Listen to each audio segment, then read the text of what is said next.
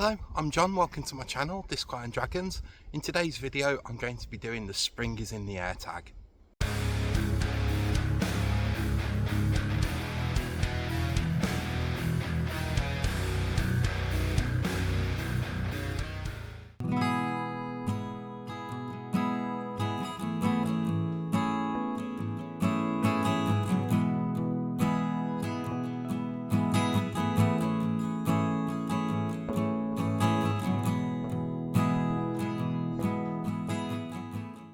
Hello and welcome back to the channel. Hope you're doing well wherever you are in the world. It's another glorious day here in England today. I'm at a place called Sutton Park in the Midlands. It's one of the biggest urban parks in England. It's about 2,500 acres. Been decades since I came last, and with it being such a nice day I thought it'd be fun to come out and do the Spring is in the Air Booktube tag. This is an original Booktube tag. It was created by Daniela at Uncommon Reader and Rini at Beyond Books. I was kindly tagged by my friend Stuart at Stuart Griffin. So I'm just going to have a look at my notes and I'll do the first prompt in a second. So the first prompt is Spring Chicks. Name a book that made you feel all warm and fuzzy. Now, it'd be so easy to just say Legends and Lattes. I bet so many people have said a book similar to that. But I'm actually going to go with the Masters of the Universe mini comic book collection. I read that last year. It just took me straight back to my childhood. And there was such a feeling of, it's going to sound straight. It was such a safe feeling book.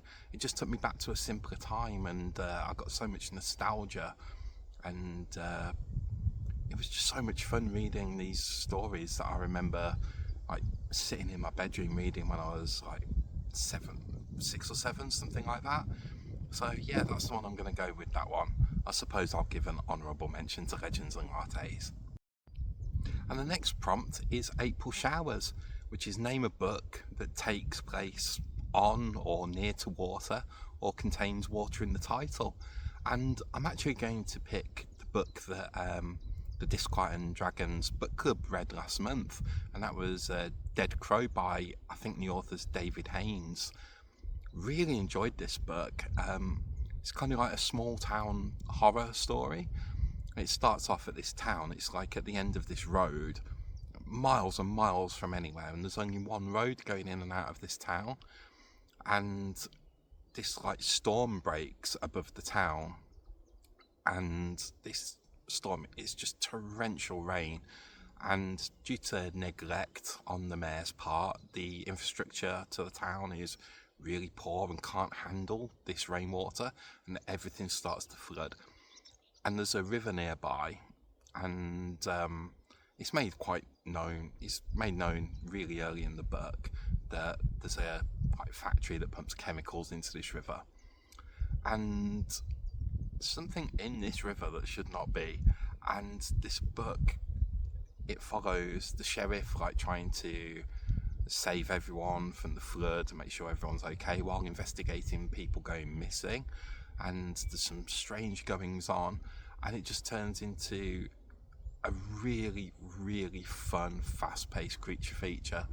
If you like creature features, fast-paced horror stories, really reminiscent of like the authors that were prevalent in the 80s, it just gave me like Sean Hudson vibes, authors like that. But yeah, definitely give Dead Crow a read. Fantastic book, really enjoyed this one.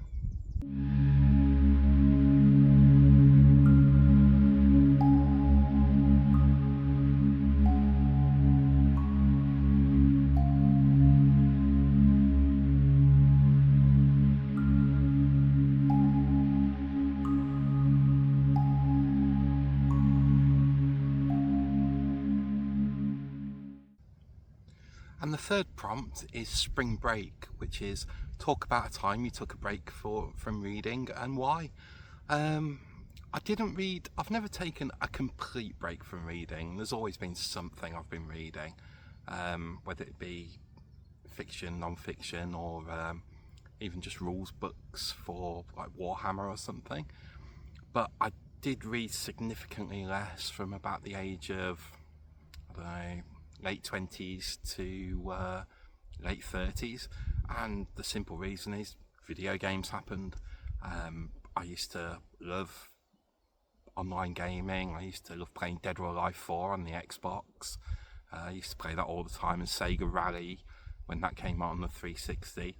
I just used to play those for hours each day once I got home from work. So yeah, video games took the place of my reading to a certain extent, but recently reading has kind of regained its crown, and I enjoy reading a lot more than playing games, although Oblivion Remastered is doing its damnedest to turn that around as well. And the fourth prompt is Swallow's Homecoming, a book or author you always return to for comfort. Really easy for me to answer this one. It's A Psalm for the Wild Built by Becky Chambers. I first read it about a couple of years ago, and I've read it 4 times since then. It's just a wonderful story. It's absolutely heartwarming, and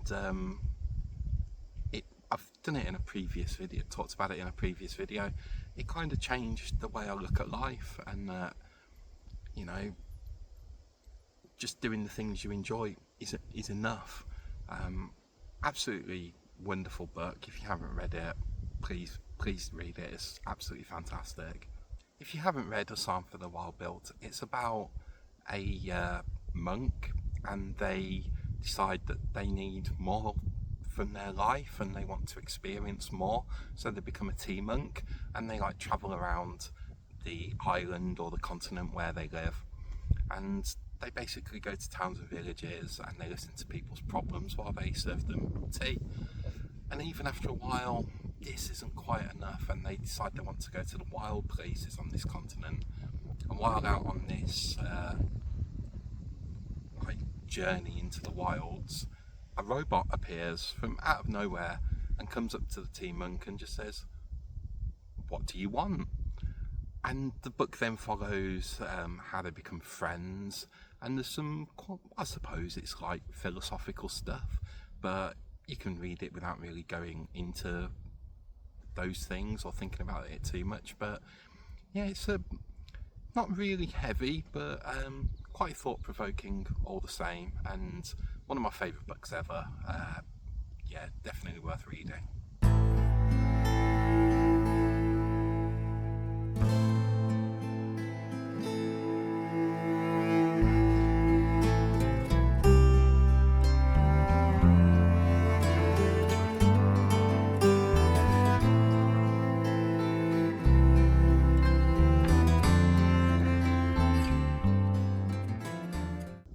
And prompt 5 is Bloom, a book that started slow but blossomed into one of your favourite reads.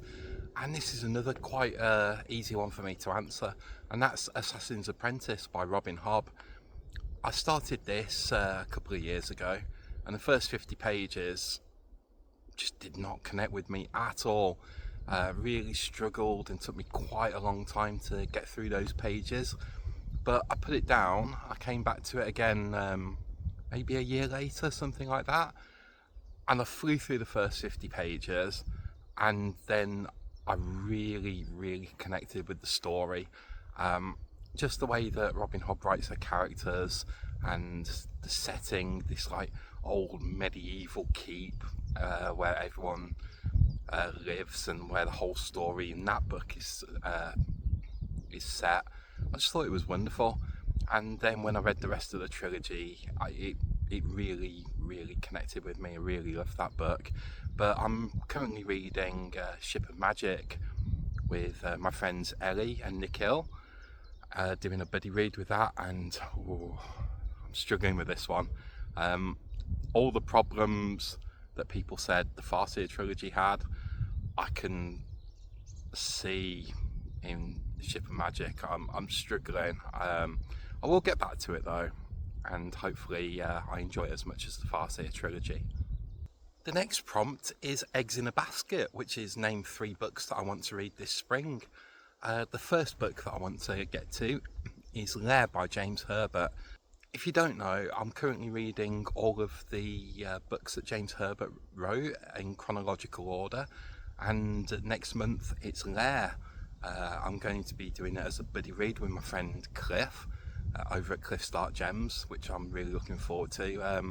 I read The Rats at the tail end of last year, and I have read Lair before, but I'm really looking forward to reading that one again. The next one is May's Disquiet and Dragons book club pick, which is The Tainted Cup by Robert Jackson Bennett, I think. If I've got that wrong, I'll put it in the description or something. And the third book that I'm going to read is another read along for the Disquiet and Dragons Discord, which is A Close and Common Orbit by Becky Chambers, which is the second book in the Wayfarers series. I'm really looking forward to reading that one, as I thought the first one was fantastic.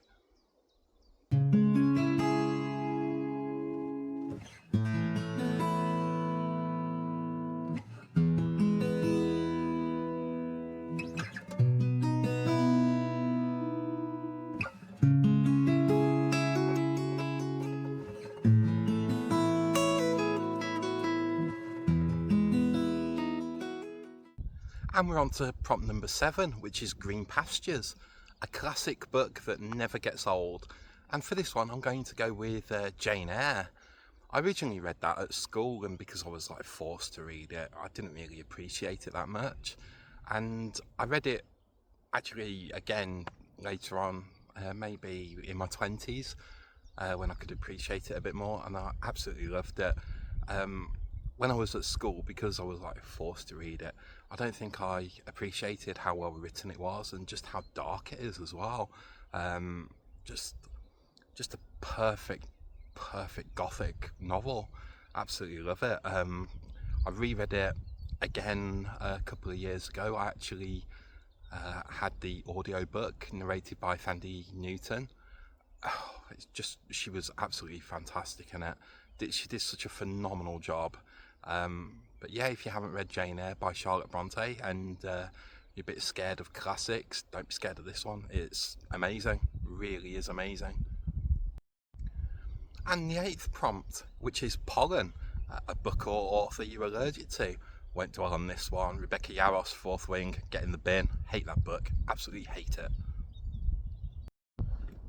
And there is a bonus prompt, which is Equinox, and it's go onto your shelves and find 2 books that have got the same page count. I tried. I was looking for about half an hour at all various different books. I got within about 5 pages of each other, but could not find 2 with the exact same page count, so unsuccessful with that one, I'm afraid.